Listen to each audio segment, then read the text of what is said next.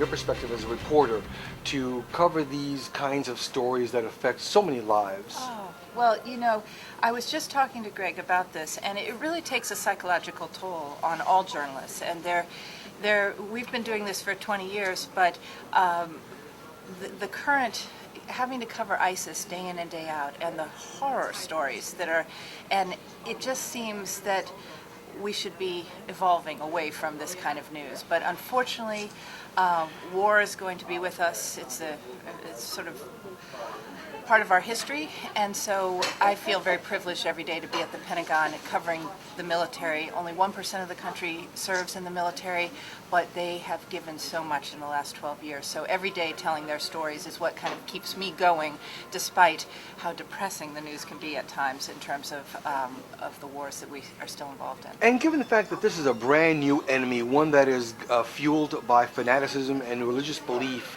how difficult is it for you to cover the stories, the horrors of ISIS? I think, first of all, it's not a new phenomenon. We have been watching this. Greg and I lived in Pakistan in the early 90s. We saw the evolution of the Taliban. We saw the beginnings of the Sunni-Shia conflict in the mosques there and the bombings that were taking place. We saw the suicide bombings when we were covering the Israeli-Palestinian conflict. This has been gradually increasing over the last 15 years. And so it is not a new phenomenon. I think in terms of the challenge as a journalist, on the one hand, you want to show the horrors. On the other hand, you don't want to play into ISIS propaganda.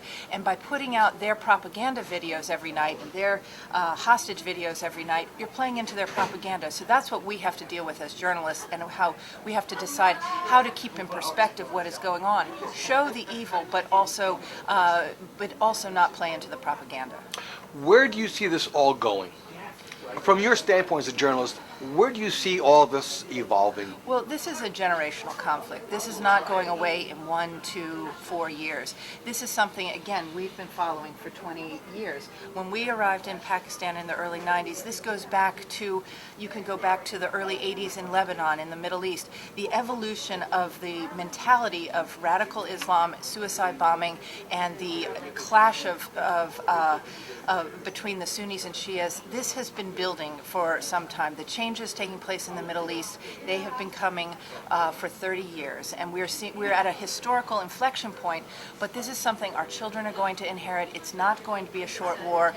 When you hear people at the Pentagon talking about the 100 Years' War, I don't think it's an exaggeration. We are in a period, and we need to accept, and I think as a nation, the reason we're down here tonight for this the event here at the Villages to honor the wounded warriors and raise money for the Independence Fund, which is helping wounded warriors, is that this is not a 10 or 12-year war. We are, as a nation, are going to need to embrace those who have served, their families, and the scars are going to be with them for as long as we're alive. And so the more we can talk about it, the more communities like the Villages can be involved in embracing those who have returned from war, the better off we're going to be as a nation.